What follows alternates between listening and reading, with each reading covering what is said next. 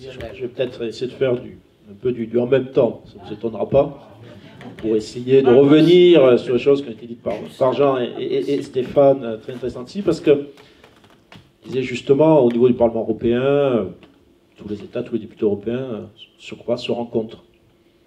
Mais pourquoi aujourd'hui les Français se sentent beaucoup plus proches de Canadiens, d'Américains, que de Bulgares ou de Roumains? Il est là, la difficulté, elle est là. Certes, il y a des instances pour les élus, les députés, pour pouvoir se rencontrer. Mais aujourd'hui, les pays, les peuples ne le ressentent pas, ça.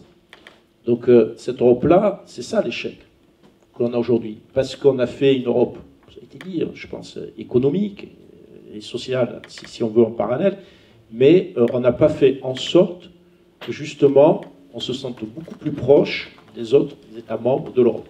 Alors, juste pour dire ce qu'a dit Stéphane sur l'Union européenne, moi je pense que l'Union européenne, lorsque les États ne se replient pas sur eux, est très forte. Et il y a des réussites et des succès, qu'il faut aussi dire. Tout n'est pas bon, mais lorsque l'Union européenne reste unie face aux Anglais sur le Brexit, elle est forte. Lorsqu'elle reste unie face aux Américains sur les échanges internationaux, on voit bien qu'on peut obtenir des résultats, malgré le contexte et les gens que nous avons en face.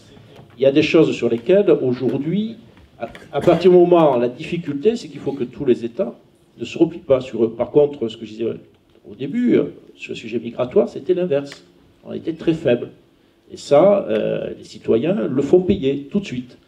Donc c'est pour ça que je pense qu'il faut que demain, si on veut que les citoyens se rapproprient l'Europe, il faut qu'on ait des projets portés par tous les États membres, avec la même force que lorsqu'ils sont capables de le faire sur certains sujets que je viens de citer. Et à mon avis, il y a deux sujets très importants, essentiels, sur lesquels on pourrait arriver à avancer. C'est d'une part les enjeux environnementaux et climatiques, et d'autre part les enjeux fiscaux.